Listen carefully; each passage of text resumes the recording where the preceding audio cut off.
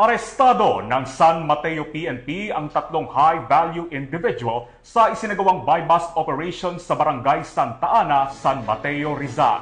Nakaharap ang suspect sa kasong paglabag sa Republic Act 9165 o ang Comprehensive Dangerous Drugs Act of 2002.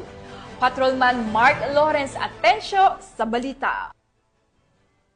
Tatlong high-value individual sa isinagawang buy-bust operation ng San Mateo Municipal Police Station sa Barangay Santa Ana, San Mateo, Rizal. Hinilala ang mga sospek na sina alias Dexter, alias Toto at alias Mike, pawang mga residente ng Barangay Santa Ana, San Mateo, Rizal. Nakumpiska sa mga sospek ang 7 piraso ng heat-sealed transparent plastic sachet na hinihinalang shabu na humigit kumulang 41 grams at nagkakahalaga ng mahigit kumulang 278,000 pesos. Isang brown wallet, isang driver license, isang black and red eyeglass case, 2 cellphone, 5 piraso ng 100 peso bill at 1 piraso ng 500 pesos bilang buy-bust money. Ang mga sospek ay naharap sa kasong paglabag sa Republic Act 9165 o Comprehensive Dangerous Drug Act of 2002. Ang Rizal PNP ay patuloy na magsasagawa ng operasyon laban sa illegal na droga upang mapanatili ang ligtas at maayos na komunidad.